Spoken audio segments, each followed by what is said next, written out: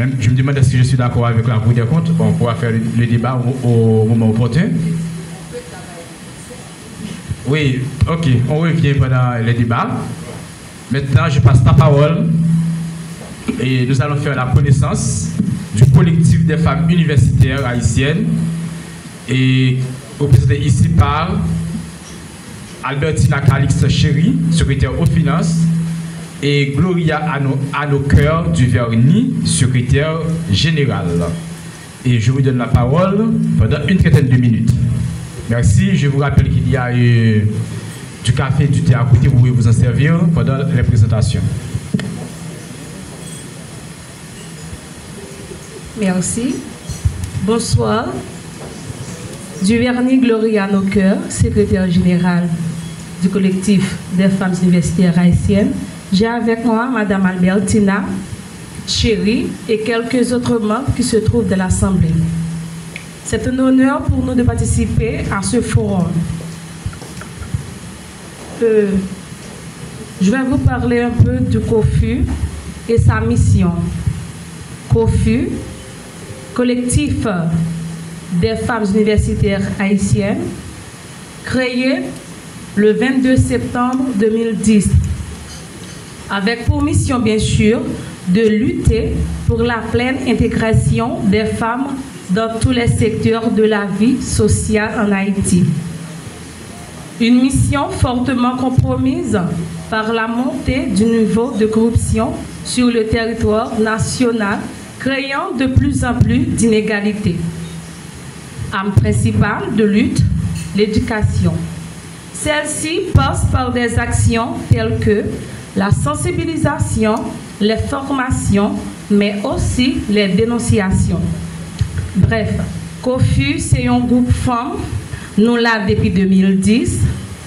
Nous faisons formation dans le quartier côté nous et surtout moi-même, moi c'est une infirmière. Moi travaille avec les grands monitimoun dans la communauté, moi j'étais cité militaire. Nous faisons l'autre côté toujours. Ça veut dire nous là sous béton pendant un bon petit temps. Nous sommes petits toujours et que nous n'avons pas apprendre au jour le jour. Donc c'est toujours un plaisir, nous te dire tout à l'heure, pour nous là, pour nous participer dans le forum ça. Bref, merci. Pour entrer dans le sujet, qu'est-ce que la corruption? La corruption est un phénomène qui ne touche pas malheureusement qu'Haïti et partout à travers le monde. On s'évertue à lutter en vue de l'éradiquer. Dérivé du verbe corrompre qui signifie gâter, déformer ou dénaturer, dans sa plus simple définition, la corruption est le fait de corrompre ou de tenter de corrompre une personne en usant des moyens fermes pour la porter à agir contre les valeurs ou des normes préétablies dans un milieu quelconque. Pourquoi lutter contre la corruption? Bien que ce mariage a fait assez longtemps. La corruption revêt diverses formes et se manifeste à tous les niveaux. Il est important de la combattre car, à travers des différentes formes, elle se révèle néfaste pour la société et les femmes en particulier considérées comme une catégorie marginalisée en Haïti. Quelle que soit la forme qu'elle prend, sa principale caractéristique est la violence. De ce fait, autant elle est diversifiée, autant la violence l'est. Par exemple, un cas de corruption politique entraîna inévitablement une violence politique. Dans un milieu culturel, la violence est culturelle. Lutter contre la corruption est une tâche qui devrait incomber à tout citoyen. Toute citoyenne dotée de conscience des problèmes réels et ne concerne pas que l'État haïtien. C'est un travail qui doit engager non seulement les organisations sociales, le secteur médiatique, mais plus important encore, les familles où se jettent les premières bases de l'éducation. Est-ce que la raison pour laquelle la sensibilisation de toutes les couches sociales est nécessaire?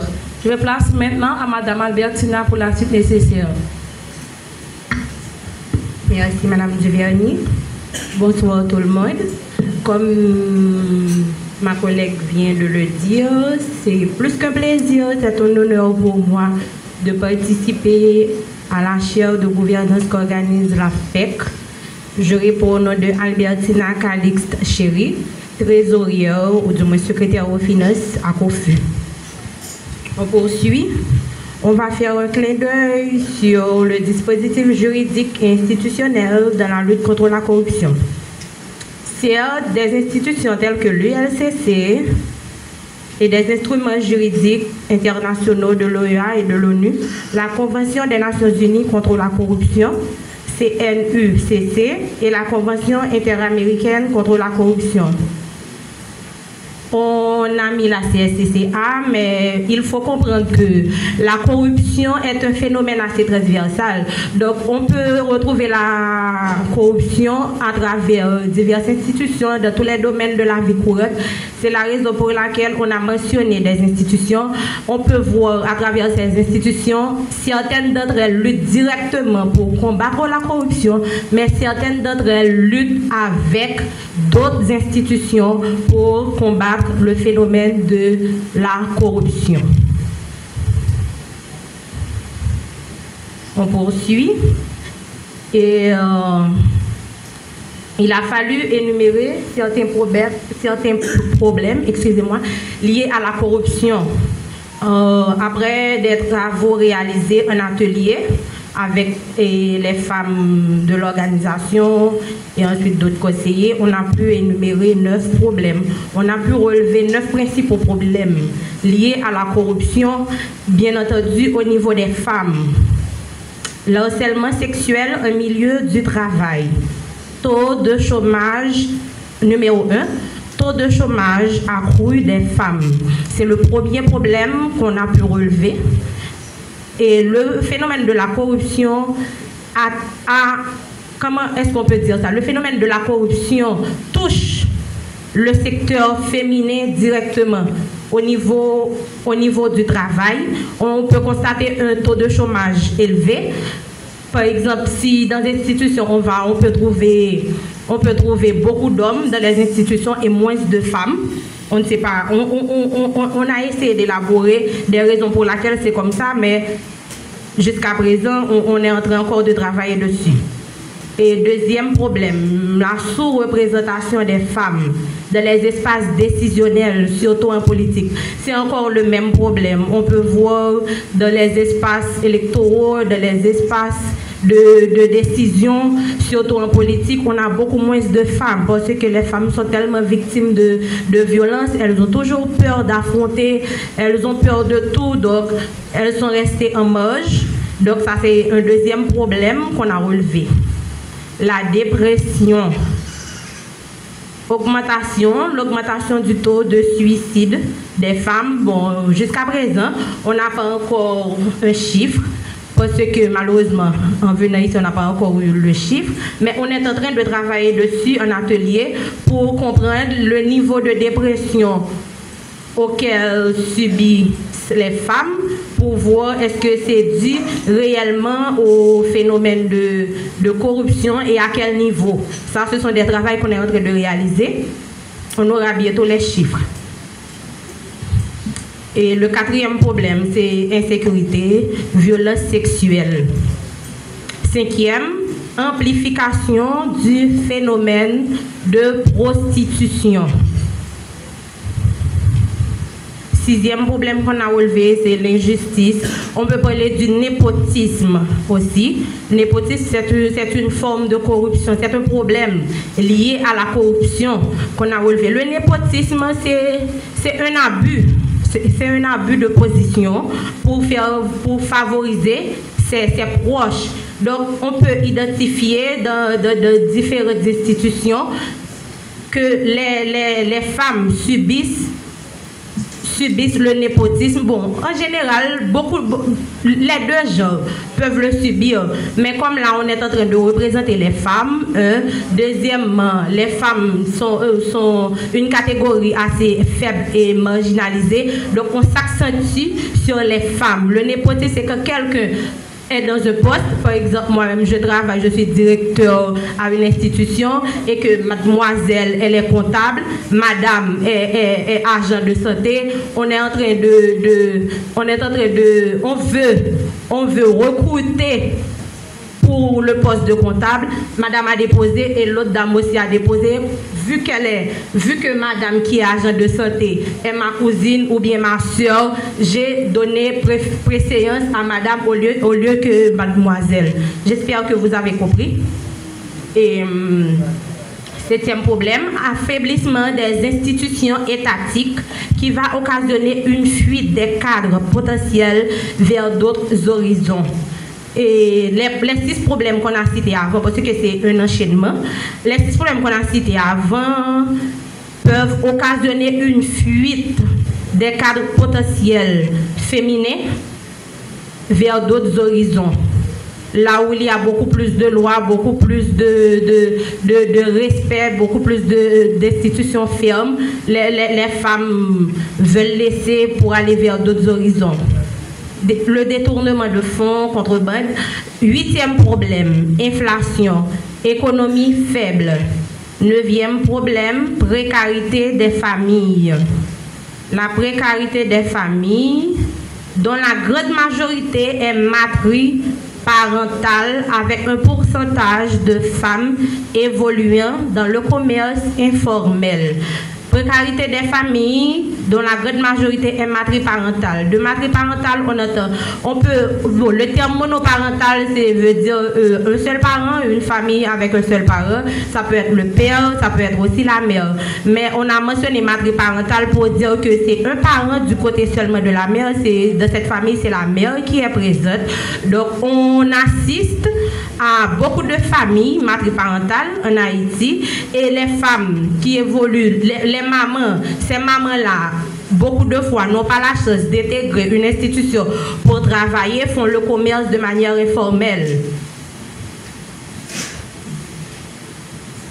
Okay. Maintenant là, on a pu relever aussi, après les 9 problèmes énumérés, on a pu relever 4 solutions.